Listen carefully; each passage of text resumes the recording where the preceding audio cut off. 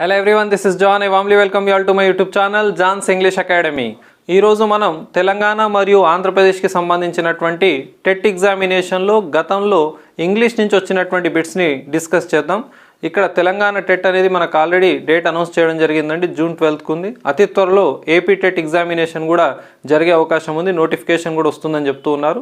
So అందుకే ఈ రోజు నుంచి నేను ఎప్పుడైనా టెట్ బిట్స్ చేస్తే ఖచ్చితంగా తెలంగాణ మరియు ఆంధ్రప్రదేశ్కి సంబంధించినటువంటి రెండు బిట్స్ని కూడా ఇంక్లూడ్ చేస్తాను. టెట్ ఎవరిదైనా టెట్టేనండి. దాదాపు మన ఆంధ్రప్రదేశ్ అండ్ తెలంగాణకు సంబంధించి ఇంగ్లీష్ సిలబస్ అనేది సేమ్. మీరు తెలంగాణ నుంచి అయినా కానీ ఆంధ్రప్రదేశ్కి సంబంధించినటువంటి బిట్స్ పైన కొంత కాన్సన్ట్రేట్ చేయండి. ఏదైనా ఇంగ్లీషే, గ్రామరే. తెలంగాణ పిల్లలే కాకుండా ఆంధ్రప్రదేశ్ పిల్లలు కూడా ఖచ్చితంగా తెలంగాణకు సంబంధించినటువంటి ఏదైతే టెట్ ఎగ్జామినేషన్ ఉందో దాని మోడల్ని, ఆ బిట్స్ని కూడా ప్రాక్టీస్ చేస్తే ఖచ్చితంగా లాభం జరుగుతుంది. అదేవిధంగా యాప్లో ఎంతోమంది కోర్స్ తీసుకొని ఉన్నారండి. 299కి గ్రామర్ కోర్సుని. చాలా క్లాసెస్ ఆల్రెడీ ఉన్నాయండి. అదేవిధంగా నేను ఈ రోజు నుంచి కొన్ని టెస్ట్లను కూడా అప్లోడ్ చేశాను. మీరు కింద ఉన్నటువంటి చాట్ అనేటటువంటి బటన్ని నొక్కితే అక్కడ మీకు అన్ని పీడిఎఫ్స్ ఉన్నాయండి. ఎవరైతే యాప్లో ఆల్రెడీ పర్చేజ్ చేశారో కోర్స్ని వాళ్ళు అక్కడి నుంచి మీ క్వశ్చన్ పేపర్స్ని చూసుకోవచ్చు. విత్ కీ ఇవ్వడం జరిగిందండి. మెథడాలజీకి సంబంధించినటువంటి క్లాసెస్ నడుస్తూ ఉన్నాయండి. వెరీ షార్ట్లీ మెథడాలజీ కూడా కంప్లీట్ అవుతుంది. వాళ్ళకు కూడా నేను టెస్ట్లు పెట్టడం జరుగుతుందండి. అన్ని రకాలైనటువంటి టాపిక్ టెస్ట్లు మరియు గ్రాండ్ టెస్ట్ అనేది ఇంగ్లీష్ మెథడాలజీ కూడా కంప్లీట్ చేస్తాను వెరీ షార్ట్లీ. ఇంగ్లీష్ గ్రామర్ ఏదైతే ఉందో ఆల్రెడీ యాప్లో ఉన్నటువంటి అన్ని ఎగ్జామినేషన్స్కి సంబంధించినటువంటి గ్రామర్ టాపిక్స్ ఉన్నాయండి. మీరు ఎస్ఐ కానిస్టేబుల్ రాసినా, టెట్ రాసినా, గ్రూప్ ఎగ్జామినేషన్ రాసినా అన్ని పరీక్షలలో అడిగేటటువంటి గ్రామర్ టాపిక్స్ని క్షుణ్ణంగా ఎక్స్ప్లెయిన్ చేయడం జరిగింది. మీరు ఆ టాపిక్ నుంచి ఏ ప్రశ్న వచ్చినా కానీ ట్యాకిల్ చేసే విధంగా, అదేవిధంగా కొన్ని ప్రశ్నలను వాటి యొక్క ఎక్స్ప్లెనేషన్ కూడా అక్కడ ఇచ్చాను, మీరు నేర్చుకోవచ్చు. ఎవరైతే నన్ను మొదటి నుంచి యూట్యూబ్లో ఫాలో అవుతూ వచ్చారో ఎన్నో వీడియోస్ని అప్లోడ్ చేశానండి. దాదాపు అన్ని వీడియోస్లో మీకు ప్రాక్టీస్ బిట్స్ని, వన్ వర్డ్ సబ్స్టిట్యూట్స్, వొకాబులరీకి సంబంధించిన, గ్రామర్కి సంబంధించినటువంటి విషయాలను నేర్పించాను. మీకు అన్ని పార్ట్స్ ప్రతి టాపిక్కి సంబంధించి కావాలంటే ఆల్రెడీ మీకు పాత వీడియోస్లో కూడా చెప్పాను. మీరు డైరెక్ట్గా యాప్కి రావచ్చు. ఇప్పుడు మనం టెట్కి సంబంధించినటువంటి తెలంగాణ టెట్, ఏపీ టెట్కి సంబంధించినటువంటి గతంలో వచ్చినటువంటి బిట్స్ని డిస్కస్ చేద్దాం. మొదటగా తెలంగాణ ఎగ్జామినేషన్లో వచ్చినటువంటి టెట్ బిట్స్ని చూద్దాం. ఆ తర్వాత ఆంధ్రప్రదేశ్కి సంబంధించినటువంటి బిట్స్ని ట్యాకిల్ చేద్దాం. మొదటి క్వశ్చన్ ఏదైతే ఉందో అది క్వశ్చన్ ట్యాగ్స్ నుంచి వచ్చినటువంటి క్వశ్చన్ అండి. ఆల్రెడీ మనం క్వశ్చన్ ట్యాగ్కి సంబంధించినటువంటి ఇన్ఫర్మేషన్ని యూట్యూబ్ ఛానల్లో అప్లోడ్ చేయడం జరిగింది. ఎవరైతే చూడలేదో మీరు ప్లేలిస్ట్కి వెళ్ళి క్వశ్చన్ ట్యాగ్స్ని క్లిక్ చేయండి. అక్కడ మీరు ఆ వీడియోని చూడవచ్చు. ఫస్ట్ క్వశ్చన్ చూడండి. ఇక్కడ they ought to be more sensible. ఎప్పుడైనా ఆట్ టు వాడినా, షుడ్ వాడినా ఒక పని చెయ్యాలి లేదా కర్తవ్యం అని భావించినప్పుడు ఆట్ టు లేదా షుడ్ని వాడతామండి. అయితే ఒక పని చెయ్యాలి అన్నప్పుడు మనం వివిధ రకాలుగా చెప్తూ ఉంటాం. షుడ్ అని చెప్తాం, మస్ట్ అని చెప్తాం, ఆట్ టు అని చెప్తాం, హ్యావ్ టు అని చెప్తాం. ఆట్ టు అనేది అత్యున్నతమైనటువంటి స్థాయి అండి. ఒక పని చేయాలి అన్నప్పుడు ఈ ఆట్ టు కానీ షుడ్తో కానీ వచ్చినప్పుడు అవి ఆబ్లిగేషన్ని తెలుపుతాయండి. ఆబ్లిగేషన్ గుర్తుపెట్టుకోండి. ఇప్పుడు నేను ఆన్సర్ డైరెక్ట్గా చెప్పొచ్చు, కానీ దాని గురించి కొంత ఇన్ఫర్మేషన్ తెలిస్తే రేపటి ఎగ్జామినేషన్లు ఉపయోగపడుతుందండి. షుడ్ యొక్క యూసేజ్లు చాలా ఉన్నాయండి. షుడ్ని అడ్వైస్ ఇవ్వడం కోసం కూడా వాడతాం. అప్పుడప్పుడు సపోజిషన్ కూడా చెప్పే అవకాశం ఉంది షుడ్ తోటి. అది కూడా ప్రీవియస్ బిట్ అండి టెట్కి సంబంధించి. రాబోయే సెషన్స్లో డిస్కస్ చేద్దాం. షుడ్ అనేది ఆబ్లిగేషన్ చెప్తుందండి. We should respect our elders. Obligation మన పని ఏంటి, మన కర్తవ్యం ఏందో తెలుపుతుందండి. షుడ్ని మించిందే మస్ట్ అండి. మస్ట్ని మించిందే ఆట్ టు అండి. We ought to respect our elders, we ought to respect our national anthem, we ought to respect our country. మన దేశాన్ని కానీ, మన జాతీయ గీతాన్ని కానీ, మన దేశ పతాకాన్ని కానీ ఖచ్చితంగా గౌరవించాలి. ఒక ఆబ్లిగేషన్ దొరుకుతాయండి ఇవి. ఎనీహౌ మనకి ఇక్కడ ఉన్నటువంటి ప్రశ్న ఏదైతే ఉందో ఆట్ టు షుడ్ ఏం తెలుపుతుందని కాదండి. కేవలం మీకు ఆట్ టు వచ్చిందని షుడ్ చెప్పాను. కాకపోతే దీని యొక్క క్వశ్చన్ ట్యాగ్ రాయడం. ఆల్రెడీ మీకు క్వశ్చన్ ట్యాగ్స్ నేర్పించేటప్పుడు ఏమన్నానంటే ఎల్లప్పుడూ క్వశ్చన్ ట్యాగ్ అనేది హెల్పింగ్ వర్బ్ ప్లస్ ప్రొనౌన్ మరియు క్వశ్చన్ మార్క్ యొక్క కలయిక అని చెప్పిన. ఓకేనా? ఏమేమి ఉంటుంది? హెల్పింగ్ వర్బ్ ఉంటుంది, ప్రొనౌన్ ఉంటుంది, క్వశ్చన్ మార్క్ ఉంటుంది. ఈ హెల్పింగ్ వర్బ్ ఏముంది ఇక్కడ చూడండి, ఆట్ టు ఉంది. సో ఇక్కడ నుంచి మనం తీసుకునేది ఆట్ నండి. ఓకేనా? ఇది పాజిటివ్ వాక్యమా నెగిటివ్ వాక్యమా అంటే ఇది పాజిటివ్, ఎక్కడ కూడా నాట్ లేదు కదా. సో దీనికి నాట్ కలపాలండి. Next pronoun. ఆటోమేటిక్గా ఇక్కడ ప్రొనౌనే ఉంది కాబట్టి దీన్ని రాసుకున్నామండి. Okay, అటెంట్ they. చివరికి ఏమి ఉండాలి? Question mark. క్వశ్చన్ మార్క్ని ఆల్రెడీ క్వశ్చన్లోనే ఇచ్చేసాడు. సో మనకు కావాల్సిన ఆన్సర్ ఏమొస్తుంది? అటెంట్ దే. ఎక్కడ ఉందో చూడండి, ఆప్షన్ ఏలో ఉంది. This is our answer. ఒకవేళ ఇక్కడ ఆట్ టు లేదు, షుడ్ ఉండుంటే మన ఆన్సర్ షుంట్ దే ఉండేదండి. ఉదాహరణకు షుడ్ లేకుండా ఇక్కడ మస్ట్ ఉండుంటే మన ఆన్సర్ మస్ట్ దే ఉండేది. అంటే హెల్పింగ్ వర్బ్ మారుతూ ఉంటే మన ఆన్సర్ కూడా మారుతూ ఉంది అన్నట్టు. ఇది మీరు గుర్తుపెట్టుకోవాలండి.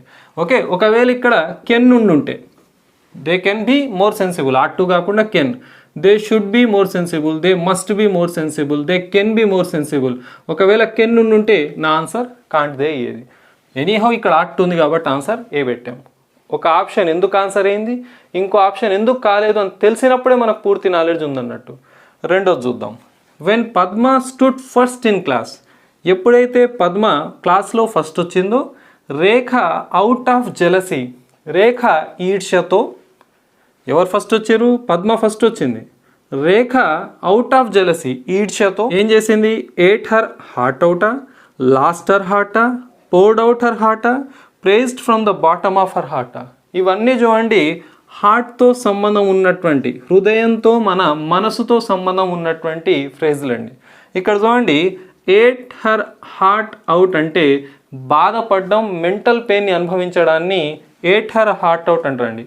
టు ఈట్ హార్ట్ అవుట్ అన్నట్టు. టు ఈట్ హార్ట్ అవుట్ అంటే టు ఫీల్ ఇమ్మెన్స్ సాడ్నెస్ అండి, చాలా బాధను, మెంటల్ పెయిన్ని అనుభవించడాన్ని to eat her heart out అనొచ్చు. నెక్స్ట్ ఏంటిది, lost her heart. Lost her heart అంటే టు స్టాప్ ట్రయింగ్ సంథింగ్ అండి, because you are not confident. మీరు కాన్ఫిడెంట్గా లేరు కాబట్టి ఏదైనా ప్రయత్నించడం మానేస్తే లాస్ట్ హర్ హార్ట్ అనొచ్చు అండి. డోంట్ లూజ్ హార్ట్ అంటారు చూసారా, ఏదైనా ప్రయత్నిస్తున్నప్పుడు కొంత భయం ఏందనుకో ఎవరికన్నా, మనం డోంట్ లూజ్ హార్ట్ అంటామండి. Next poured out her heart అంటే మనసులో ఉన్న ఫీలింగ్స్ని, ప్రాబ్లమ్స్ అన్నిటిని చెప్పడాన్ని పోర్ అవుట్ హార్ట్ అంటారండి. మనసులో ఉన్న ప్రాబ్లమ్స్ని, ఫీలింగ్స్ని చెప్పేయడాన్ని. Praised from the bottom of her heart, ఏదైనా చెప్పినప్పుడు from bottom of my heart I thank you అంటాం. అంటే సిన్సియర్ అన్నట్టు, సిన్సియర్, నా సిన్సియర్ థ్యాంక్స్ టు యూ అని అంటాం కదా, అప్పుడు నా సిన్సియర్ థ్యాంక్ఫుల్నెస్ టు యూ అని చెప్తాం. ఏదైనా సిన్సియర్గా మనం థ్యాంక్ఫుల్నెస్ని కానీ ఏదైనా విషయాన్ని చెప్తే బాటమ్ ఆఫ్ హార్ట్ అంటారండి. ఓకేనా. To eat her heart out, ఇక్కడ ఏముంది ఏట్ అని ఇచ్చిండు, సరే పాస్ట్ టెన్స్ కాబట్టి జనరల్గా వచ్చేటటువంటి usage to eat heart out అన్నట్టు. అంటే ఏందనంటే టు ఫీల్ ఎక్స్ట్రీమ్ సాడ్నెస్, చాలా బాధపడడం, అర్థమైందా, లేదా మెంటల్ పెయిన్, మానసికంగా చాలా ఇబ్బంది పడ్డం. ఎలాగో ఆమె జలస్ ఈర్ష్యతో రగిలిపోతుంది కాబట్టి మీకు తెలుసు ఆన్సర్ ఏం కనబడుతుందో. టు లూజ్ హార్ట్ అన్నప్పుడు దాని మీనింగ్ ఏమొస్తుందంటే to stop trying because you are not confident. మీరు కాన్ఫిడెంట్గా లేరు కాబట్టి ఏదైనా ప్రయత్నించడం మానేయడాన్ని టు లూజ్ హార్ట్ అంటారండి. పోర్డ్ అవుట్ హర్ హార్ట్ అంటే మనసులో ఉన్నటువంటి ఫీలింగ్స్ చెప్పడం. To tell all the problems or feelings to somebody, ఎవరికైనా చెప్పడం. ఓకేనా, టు సంబడి. ఇప్పుడు చూడండి ఇదంతా to tell all the problems, ఇది ఆరండి, problems or feelings to somebody. Next praising from the bottom of heart అంటే సిన్సియర్, ఈర్ష్యతో రగిలిపోతుంది కాబట్టి ఎలాగో ప్రేజ్ చేయదు. రెండవది తన ప్రాబ్లమ్స్ని, ఫీలింగ్స్ని చెప్తుందా, కాదు.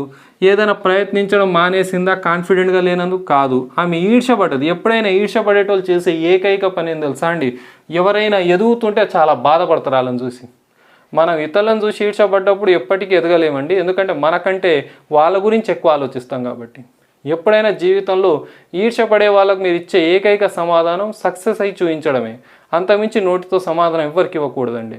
ఇక్కడ రేఖ జలసీతో చాలా మెంటల్ పెయిన్ని అనుభవిస్తుంది, ఎంతో బాధను అనుభవిస్తుంది కాబట్టి ఇక్కడ కూడా ఆన్సర్ వచ్చేసి ఏ అండి.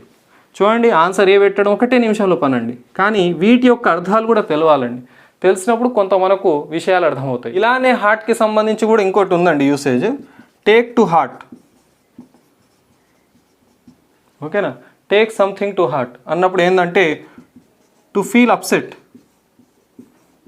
చాలా అప్సెట్గా ఫీల్ కావడం, టు గెట్ అప్సెట్. ఓకేనా, చాలా ఈజీగా అప్సెట్ కావడాన్ని టేక్ సంథింగ్ టు హార్ట్. చాలా ఈజీగా తీసుకోవాలి అబ్బా, ఇట్లా తీసుకోవద్దు, don't take it to heart అంటారు చూస్తారా, అదేనండి. ఇంకోటి కూడా అనొచ్చండి, ఇలాంటిది ఇంకోటి ఉంది, హ్యావ్ ఏ హార్ట్.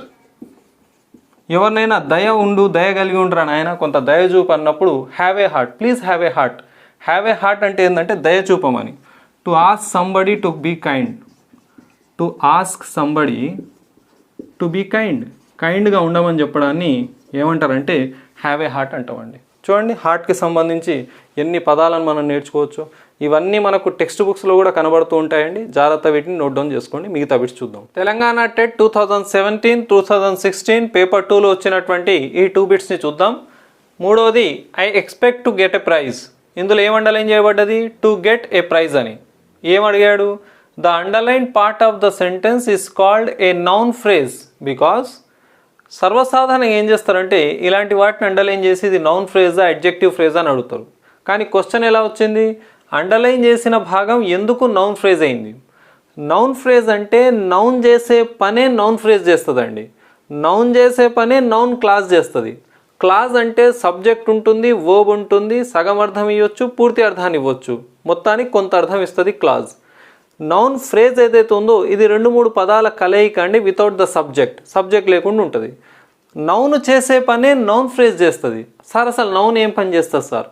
చాలామందికి నౌన్ అంటే ఒక ఐడియా అంటే డెఫినేషన్ పట్టేస్తారండి. Noun is a name of a person, place, animal or thing అని. నేనైతే చాలా ఈజీ డెఫినేషన్ ఇస్తాను మీకు. నౌన్ అంటే మీ కంటికి కనపడేవి ఏవైనా నౌన్స్ అవుతాయండి. మీ కంటికి ఇప్పుడు ఏమేమి కనబడుతున్నాయో అవన్నీ నౌన్స్ అండి. మీరు వేటినైతే తాకగలరో అవన్నీ నౌన్స్ అండి. మీకు ఏవైతే వినబడతాయో అవన్నీ నౌన్స్ అండి. మీరేవైతే ఫీల్ కాగలరో, బాధను ఫీల్ కాగలరు, ఆనందాన్ని, ప్రేమను, ద్వేషాన్ని, ఇవన్నీ కూడాను నౌన్స్ అయితే అని గుర్తుపెట్టుకోవాలి. అయితే ఒక వాక్యంలో నౌన్ ఏం పని చేస్తుంది సార్? ఒక వాక్యంలో నౌన్ చేసే పనులు రెండే అండి. అది వస్తే ఒక వాక్యంలో సబ్జెక్ట్గా అయినా వస్తుంది లేదా ఆబ్జెక్ట్గా అయినా వస్తుంది. ఇదే అది చేసే పని ఎప్పుడైనా గుర్తుపెట్టుకోవాలి. ఉదాహరణకు రవి ప్లేస్ క్రికెట్ అనన్న. ఇందులో సబ్జెక్ట్ ఏంటిదండి? రవి. క్రికెట్ ఏంటిదండి? Object. Ravi place what? Cricket. Ravi parts of speech ప్రకారం ఏంటిది? నౌన్. క్రికెట్ ఒక ఆట పేరు కదండి, నౌన్. అంటే ఎల్లప్పుడూ నౌన్ చేసే పని ఏంటిదంటే అది వస్తే సబ్జెక్ట్ గాని వస్తుంది లేదా ఆబ్జెక్ట్ గాని వస్తుంది. సార్ ప్రతిసారి ఒక వాక్యం నౌన్ తోటే ప్రారంభం కావాలన్నా సార్ అంటే అవసరం లేదండి, ప్రొనౌన్తో కూడా స్టార్ట్ కావచ్చు. ఎందుకంటే సబ్జెక్టు స్థానంలో ఉంటే నౌన్ అన్నా ఉండాలి, ప్రొనౌన్ అన్నా ఉండాలి. అప్పుడప్పుడు ఆబ్జెక్ట్ స్థానంలో కూడా మనకు ప్రొనౌన్ కనబడుతుంది. నౌన్ నుంచే ప్రొనౌన్ వచ్చింది, నౌన్ ఫ్యామిలీకి చెందిందే. మనం ప్రస్తుతానికి నౌన్ చేసే పని ఏంటిదంటే అది వస్తే సబ్జెక్ట్ కన్నా రావాలి లేదా ఆబ్జెక్ట్ కన్నా రావాలి. ఉదాహరణకు దీన్ని నేను మార్చుకుంటే ఐ ప్లే క్రికెట్ అంట. ఐ అన్నప్పుడు ఇది సబ్జెక్ట్ కదా, ఇది నౌన్ సార్ అంటే కాదు కదా, ఇది ప్రొనౌన్. అంటే నేనేమన్నాను? సబ్జెక్టు స్థానంలో మీకు వస్తే నౌన్ అన్నా వస్తుంది, ప్రొనౌన్ అన్నా వస్తుందని గమనించాలి. సబ్జెక్టు స్థానంలో వచ్చే నౌన్, ఆబ్జెక్టు స్థానంలో కూడా నౌన్ వస్తుంది. అంటే చేసే పని ఏంటిది? వస్తే సబ్జెక్ట్ గాని వస్తుంది లేదా ఆబ్జెక్ట్ గాని వస్తుంది. మరి ఇక్కడ చూడండి, క్రికెట్ అనేది ఏంటిదండి? Object. I play what? Cricket. Cricket అనేది ఏంటిది? ఒక నామవాచకం.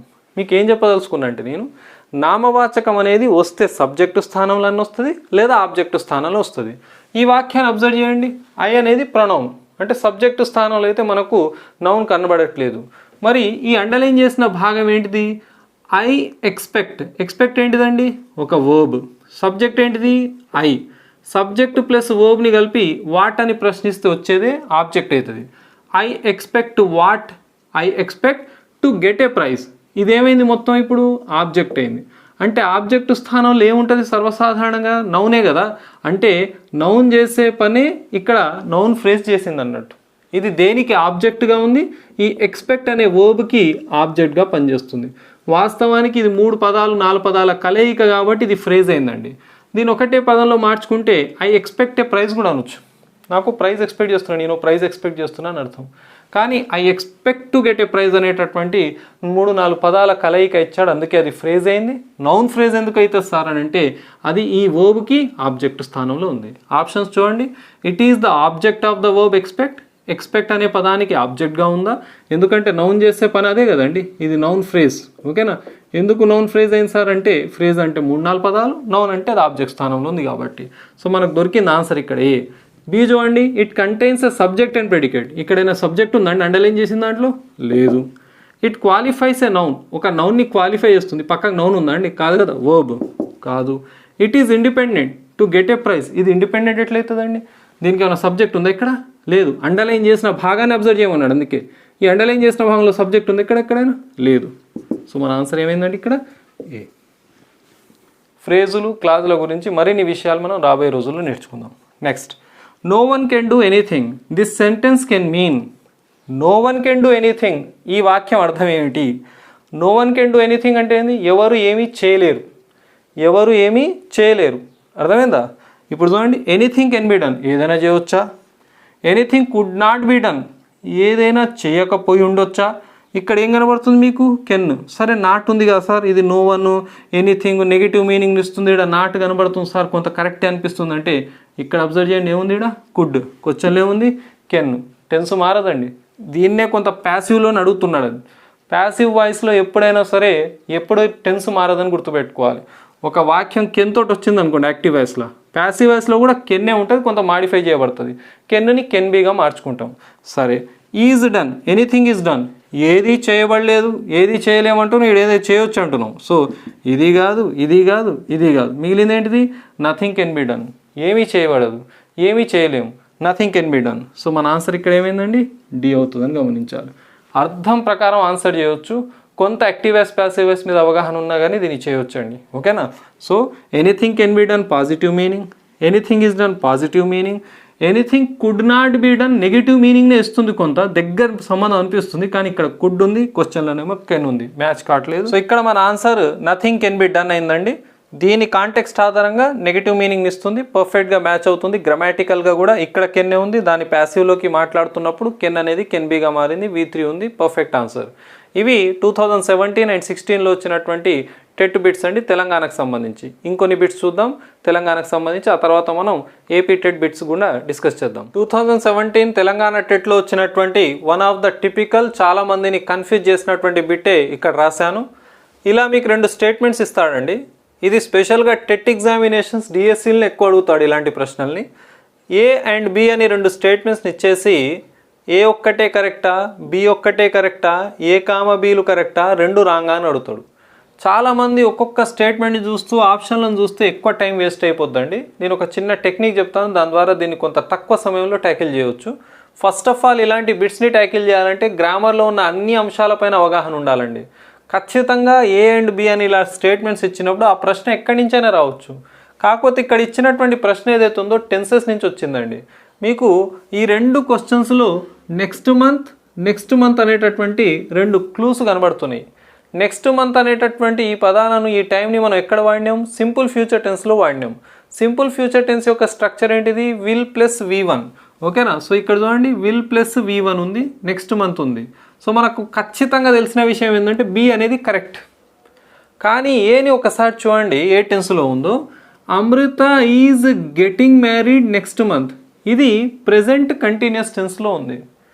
చాలామంది ఏమనుకుంటారంటే ఫ్యూచర్ యాక్షన్స్ని కేవలం సింపుల్ ఫ్యూచర్లోనే చెప్పాలి, అంటే విల్లో షల్లో ఉంటేనే ఫ్యూచర్ అనుకుంటారండి.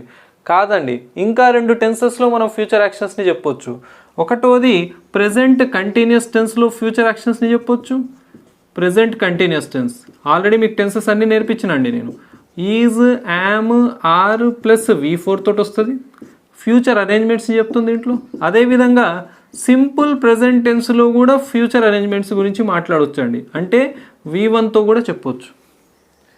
PM visits so and so place next month, అర్థమైందా? PM విజిట్స్ అని వచ్చింది, V1 వచ్చింది, నెక్స్ట్ మంత్ అనే ఫ్యూచర్ యాక్షన్ వచ్చింది, I mean to say future time వచ్చేసింది.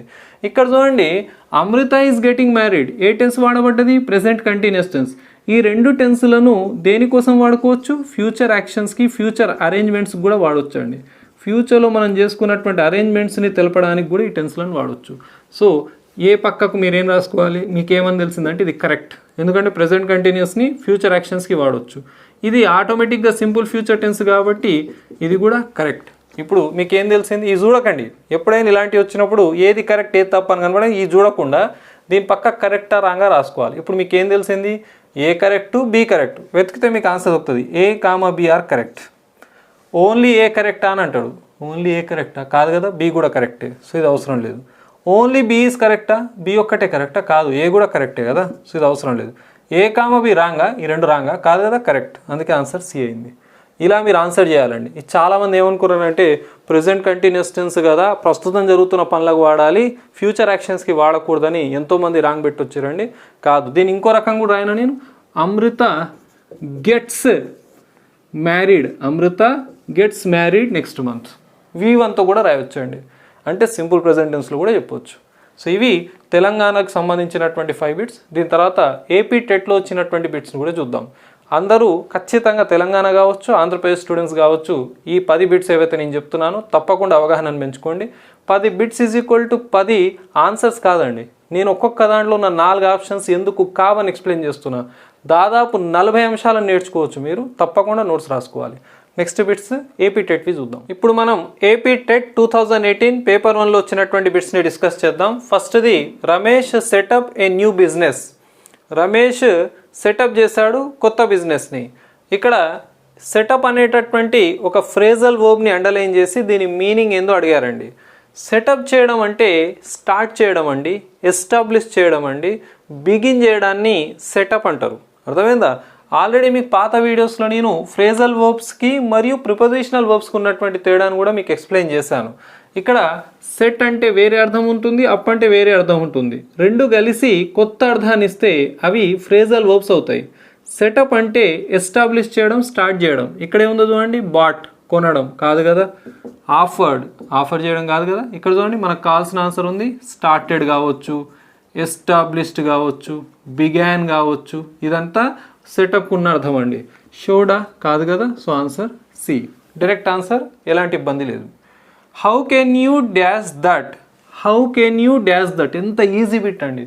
నేను ఆల్రెడీ మోడల్ వర్బ్స్కి సంబంధించి యూట్యూబ్లో ఫ్రీ వీడియోస్ చేశాను. మీరు ఒకసారి మోడల్ వర్బ్ ప్లేలిస్ట్కి వెళ్ళి అక్కడ 1, 2ని చూడండి. మీకు ఫస్ట్ పార్ట్లోనే నేను మోడల్ వర్బ్స్ యొక్క రూల్స్ని చెప్పిన. అన్ని మోడల్ వర్బ్స్ని ఎక్స్ప్లెయిన్ చేస్తూ ఎల్లప్పుడూ మోడల్ వర్బ్స్ లైక్ కెన్ కావచ్చు, కుడ్ కావచ్చు, మే కావచ్చు, మైట్ కావచ్చు, వుడ్ కావచ్చు, షుడ్ కావచ్చు, ఆట్ టు కావచ్చు, ఇవన్నీ కూడాను ఎల్లప్పుడూ V1తో వస్తాయని చెప్పాను నేను మీకు. V1తో వస్తాయి. ఇప్పుడు చూడండి V1 ఎక్కడ ఉందో చూద్దామా. సే V1 డైరెక్ట్గా ఆన్సర్ కనబడుతుంది. బట్ ఎనీహౌ సెడ్ ఏంటిది V2 అవసరం లేదు. సేస్ V1 ఆలోచిద్దాం. హ్యావ్ సెడ్లో ఇది V3 అసలు రాదు. ఇప్పుడు మనకు కెన్ తోటి ఏం రావాలి, V1 రావాలి. అయితే నేను మోడల్ వర్బ్స్ చెప్పేటప్పుడు క్లియర్ కట్గా చెప్పిన, ఇవి ఎప్పుడు కూడా సబ్జెక్టుకు లొంగి ఉండవు అని చెప్పిన. వీటి తర్వాత ఎల్లప్పుడూ మనకు V1 వస్తుంది. కానీ ఏ సబ్జెక్ట్ ఉన్నా కానీ ఎస్సులు ఈఎస్లు వాడం. ఉదాహరణకి ఇక్కడ హీనో, షీనో, ఇట్ ఉన్నా కానీ కెన్ తోటి ఎస్ఈఎస్ యాడ్ చేసినటువంటి V1 రాదు. డైరెక్ట్గా మనం రాయాల్సింది ఎస్సులు ఈఎస్ యాడ్ చేయనటువంటి V1 అండి. కొంత మిమ్మల్ని కన్ఫ్యూజ్ చేయడం కోసం ఇలా ఎస్ యాడ్ చేయబడ్డటువంటి V1 ఇచ్చిండు. మోడల్ వర్బ్స్ ఎప్పుడు కూడా ఎస్ లేదా ఈఎస్ ఉన్నటువంటి V1స్ని యాక్సెప్ట్ చేయవు. డైరెక్ట్గా మీరు రాయాల్సింది సే అనేటటువంటి V1ని మన ఆన్సర్ ఏ అయిందండి. మూడవది Manjula and Shruti play dash guitar well. ఎంత ఇంపార్టెంట్ రూల్ అండి.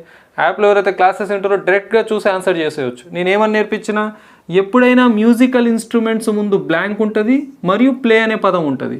ప్లే వచ్చింది మరియు మ్యూజికల్ ఇన్స్ట్రుమెంట్ వచ్చింది. డైరెక్ట్గా ఆన్సర్ ఏం పెట్టాలన్నా దా రాయాలని చెప్పిన. అర్థమైందా? ఎప్పుడైనా ఒక మ్యూజికల్ ఇన్స్ట్రుమెంట్ని ప్లే చేస్తున్నామని అన్నప్పుడు మన ఆన్సర్ దా ఉంటుందండి. Manjula and Shruti play the guitar well. మన ఆన్సర్ ఎక్కడ ఉందండి, సిలో ఉంది. ఉదాహరణకు ఐ బాట్ డాష్ గిటార్. నేను ఒక గిటార్ కొన్నాను అంటే ఏ గిటార్. కానీ ఇక్కడ దానే ఎందుకు వచ్చింది సార్ అంటే, ఏదైనా ఒక మ్యూజికల్ ఇన్స్ట్రుమెంట్ని ప్లే చేస్తున్నాము అనే అర్థంలో వాడినప్పుడు ఖచ్చితంగా దా వస్తుంది. బిట్ని ఎలా గుర్తుపెట్టుకోవాలి తెలుసా అండి, ప్లే అనే పదం వస్తుంది, మ్యూజికల్ ఇన్స్ట్రుమెంట్ వస్తుంది, మధ్యలో బ్లాంక్ ఉంటుంది, దా పెట్టాలి. I am learning to play the sitar. అర్థమైందా? So the guitar, the sitar వస్తుంది. ఎప్పుడు వస్తుంది, ప్లే అనే పదం కనిపించినప్పుడు మాత్రమే. చాలా ఇంపార్టెంట్ రూల్, చాలా ఈజీ రూల్ అండి. ఇవి 6, 7, 8 ఇదైతే గుర్తుపెట్టుకోవాలి. ఎల్లప్పుడూ modal verbs S and ES ఉన్నటువంటి V1 యాక్సెప్ట్ చేయవు. ప్లెయిన్గా ఉండాల్సినటువంటి V1ని యాక్సెప్ట్ చేస్తే ఈ విషయాన్ని మీరు గమనించాలి. ఎల్లప్పుడూ మనం మాట్లాడేటప్పుడు అదే అన్నామండి. ఐ కెన్ స్విమ్ అన్నాం కానీ ఐ కెన్ స్విమ్స్ అన్నామా ఎప్పుడన్నా? హీ కెన్ స్విమ్ అన్నాం కానీ హీ కెన్ స్విమ్స్ అన్నామా? అనలే కదా. కెన్ తర్వాత స్విమ్మే వచ్చింది, ఎస్ఈఎస్ యాడ్ చేయనక్కలే. ఇది మీ ఆన్సర్ అండి. మిగతా 2 బిట్స్ చూసి ఈ క్లాస్ని కంక్లూడ్ చేద్దాం. ఇప్పుడు 9వ బిట్ చూద్దాం. Choose the suffix that suits the word quick to form an adverb. Quick అనేటటువంటి పదానికి ఏ సఫిక్స్ని పెడితే అదొక యాడ్వర్బ్ అవుతుంది అనేది ఇక్కడ ఇవ్వడం జరిగింది. క్విక్ అనే పదానికి ఏ సఫిక్స్ని యాడ్ చేస్తే అదొక యాడ్వర్బ్గా మారుతుంది అనేది చూద్దాం. అర్థమైందా? క్విక్ అనేటటువంటిది ఒక అడ్జెక్టివ్ అండి. అర్థమైందా? He is a quick runner. అతడు ఒక క్విక్ రన్నర్. అర్థమైందా? సఫిక్స్ అంటే తోక చివరికి రాసేది, ప్రిఫిక్స్ అంటే ముందు రాసేది. ఆల్రెడీ ఏపీపీఎస్సీ గ్రూప్ 4 సంబంధించిన ఎగ్జామినేషన్ వీడియోస్ చేశానండి. చాలా వాటిలో నేను ప్రిఫిక్స్ సఫిక్స్ గురించి మాట్లాడడం జరిగింది. అయితే కొంత అపోహ ఉందండి, తెలంగాణ స్టూడెంట్స్ ఆంధ్రప్రదేశ్కి సంబంధించినటువంటి ఎగ్జామినేషన్ వీడియోస్ని చూడకపోవడం, ఆంధ్రప్రదేశ్కి సంబంధించిన స్టూడెంట్స్ తెలంగాణకు సంబంధించినటువంటి క్వశ్చన్స్ని అబ్జర్వ్ చేయకపోవడం, ఇది చాలా పెద్ద తప్పండి. ఇంగ్లీష్కి సంబంధించి ఏ ఎగ్జామినేషన్ పేపర్ అయినా మీరు తెలుసుకొని ఉండాలండి. ఎందుకంటే అల్టిమేట్గా అన్ని ఎగ్జామినేషన్స్లో సిమిలర్ క్వశ్చన్స్ వస్తాయండి. ఇకనన్నా మీరు అబ్జర్వ్ చేయగలగాలి. నేను ఇన్ని ప్రీవియస్ బిట్స్ ఎందుకు చేస్తున్నా మీకు తర్వాత స్లోగా అర్థమవుతుందండి. ఎందుకంటే మనం నేర్చుకున్నటువంటి విషయాలతో మనం ఎంతవరకు ఆన్సర్స్ చేయగలుగుతాం, ఇవి మనం డిస్కస్ చేయగలిగినామా లేదా అని తెలుసుకోవచ్చు, నేర్చుకోగలిగినామా. నేర్చుకోకుంటే వెంటనే నేర్చుకోవడం. చూడండి, సఫిక్స్ అంటే చివరికి రాయాలి. ఉదాహరణకు ఈ క్విక్ అనేటటువంటి పదానికి నేను యాప్లో క్లాసెస్ చెప్తూ అసలు సెకండ్లో ఆన్సర్ పెట్టొచ్చండి. దీని ఆన్సర్ ఎల్లప్పుడు ఏమని చెప్పినా ఇంగ్లీష్లో 99.9% పదాలు ఎల్వైతో ఎండేవి అన్నీ యాడ్వర్బ్స్ అని చెప్పిన. 0.1 వర్తించదండి. 99.9% పదాలు ఎల్వైతోటి ఎండ్ అయినవన్నీ యాడ్వర్బ్స్ అవుతాయి. కొన్ని పదాలు కాదండి. ఉదాహరణకు అగ్లీ, ఇది కూడా ఎల్వైతోటి ఎండ్ అయిందండి, కానీ ఇది యాడ్వర్బ్ కాదు, అడ్జెక్టివ్. ఫ్యామిలీ, ఓకేనా, ఇది కూడా ఎల్వైతోటి ఎండ్ అయిందండి, కానీ ఇది నామవాచకం. అర్థమైందా? 99.9% వర్కౌట్ అయిద్దండి. చూడండి, క్విక్కి ఎల్ తగిలిస్తే ఎల్వై, క్విక్కి చివరికి ఎల్వై పెట్టేస్తే క్విక్లీ, ఇది యాడ్వర్బ్ ఆఫ్ మేనర్ అవుతుందండి. క్విక్లీ అనేది యాడ్వర్బ్ ఆఫ్ మేనర్. సరే, ఎల్ఎల్వైయా రాదు. ఒకవేళ నేను క్విక్నెస్ అంత యాడ్ చేసిన అనుకోండి, ఇది ఒక నామవాచకం అండి, నౌన్. కానీ మనల్ని ఏమడుగుతుండు? యాడ్వర్బ్. ఈఆర్ పెట్టిన అనుకోండి, డిగ్రీస్ ఆఫ్ కంపారిజన్ వైపు వెళ్తుంది. Quick, quicker, quickest, quick, quicker, quickest. ఇక్కడ మనకు కావాల్సింది ఏంటిది? ఒక యాడ్వర్బ్గా మార్చడం, ఎల్వై. సో మన ఆన్సర్ ఎక్కడ ఉందండి? A. Choose the grammatically correct sentence. 10ది. ఎన్ని సందర్భాల్లో దీని గురించి మాట్లాడే, ఈరోజు కూడా మాట్లాడదామండి తప్పకుండా. One should do his duty. ఇలా వన్ తోటి ఒక వాక్యం ప్రారంభమైతే తప్పకుండా మీరు నెక్స్ట్ చూడాల్సింది. వన్ తోటి ఒక వాక్యం ప్రారంభమైతే నెక్స్ట్ మీరు వెతకాల్సింది దీన్నేనండి, వన్స్. చాలామంది ఏం చేస్తారు కదా, ఈ ప్రాంతంలో హిజ్, హర్, దెయిర్ ఇలాంటివి రాయడానికి ట్రై చేస్తారండి. ఇవి రాయకూడదు. ఖచ్చితంగా one is followed by possessive pronoun once అని గుర్తుపెట్టుకోవాలి. సో ఇక్కడ చూడండి, వన్ అనేటటువంటిది ప్రొనౌన్ అండి. దీని తర్వాత మనకు ఉండాల్సింది హిజ్జా, హిజ్ ఉండకూడదని చెప్పిన. వన్ తర్వాత వన్సే ఉండాలని చెప్పిన. ఇక్కడ ఉందండి, one should do one's duty. ఎవరి కర్తవ్యం వాళ్ళు నిర్వర్తించాలి. వన్ ఉంది, వన్స్ ఉంది, correct. One should do her duty. One తర్వాత హర్ వస్తుందని చెప్పినా రాకూడదు. One should do their duty. Their వస్తుందని చెప్పినా రాకూడదు. One should do one's duty. ఎవరి కర్తవ్యం వాళ్ళే నిర్వర్తించాలి, ఎవరి పని వాళ్ళే చేయాలి. మన ఆన్సర్ ఇక్కడ ఏమొచ్చిందండి? బి. ఇదైతే డైరెక్ట్ బిట్ అండి, గుర్తుపెట్టుకోండి. వన్తో ఒక వాక్యం ప్రారంభమైతే తప్పకుండా నెక్స్ట్ వన్స్ రావాలని గుర్తుపెట్టుకోవాలి. మల్టిపుల్ టైమ్స్ వచ్చినటువంటి బిట్. ఈ వన్ అనేది ప్రొనౌన్గా గుర్తుపెట్టుకోండి. నేనేం చెప్పిన ఇంతకుముందే, సబ్జెక్టు స్థానంలో వస్తే నౌన్ అని వస్తుంది, ప్రొనౌన్ అని వస్తుంది. ఇది మాకు గుర్తుపెట్టుకోవాలి. సో ఈ వన్ అనేటటువంటిది ప్రొనౌన్ అండి. దీన్ని అడ్జెక్టివ్గా కూడా వాడొచ్చండి. 1 రూపీ కాయిన్ అన్నప్పుడు ఆ వన్ అనేటటువంటిది అడ్జెక్టివ్ అయిందండి. 1 మ్యాన్ కమిషన్ అన్నప్పుడు వన్ అనేది అడ్జెక్టివ్ అయిందండి. అది వాక్య మధ్యలో వస్తుంది, ఇది వాక్య ప్రారంభంలో వచ్చింది. వన్ అనేటటువంటిది ప్రొనౌన్గా వాడినాం. ఇవి ఏపీకి సంబంధించినటువంటి గతంలో వచ్చిన బిట్స్ అండి. రాబోయేటటువంటి రోజుల్లో తప్పకుండా తెలంగాణకు, ఆంధ్రప్రదేశ్కి సంబంధించినటువంటి మరికొన్ని బిట్స్ని డిస్కస్ చేద్దాం. అందరూ ఈ బిట్స్ని అబ్జర్వ్ చేయడం, ఇందులో ఉన్నటువంటి ఇన్ఫర్మేషన్, ఇది కేవలం ఏపీ టెట్లో వచ్చిన బిట్ అండి, తెలంగాణలో ఎన్నో ఎగ్జామ్స్లో వచ్చినటువంటి బిట్. అన్ని విషయాలపైన అవగాహన ఉండాల్సిందే. మోరాల్లెస్ మన టెక్స్ట్ బుక్స్ కూడా 8th, 9th, 10thకి సంబంధించి సిమిలర్గానే ఉన్నాయండి, ఇంకా మారలేదు. కేవలం ఆంధ్రప్రదేశ్లో 6th, 7thకి సంబంధించినటువంటి టెక్స్ట్ బుక్స్ మాత్రమే మారినాయి. Otherwise 8th, 9th, 10th same syllabus ఉందండి, తెలంగాణ అండ్ ఆంధ్రప్రదేశ్. సో ఖచ్చితంగా అందరికి ఉపయోగపడేవే, తప్పకుండా నేర్చుకోవాల్సినవే. ఇంతటితో ఈ సెషన్ని కంప్లీట్ చేద్దాం. ఈ క్లాస్ మీకు నచ్చినట్లయితే లైక్ చేయండి. మీ ఫ్రెండ్స్ ఎవరైనా కాంపిటేటివ్ ఎగ్జామినేషన్స్ కోసం ప్రిపేర్ అవుతున్నారో వాళ్ళకి తప్పకుండా షేర్ చేయండి. అదేవిధంగా మీకు ఫర్దర్గా నా వీడియోస్ యొక్క నోటిఫికేషన్ రావాలంటే సబ్స్క్రైబ్ చేసుకోవడం మర్చిపోకండి నా ఛానల్ని. Thank you very much. Have a nice day. See all of you.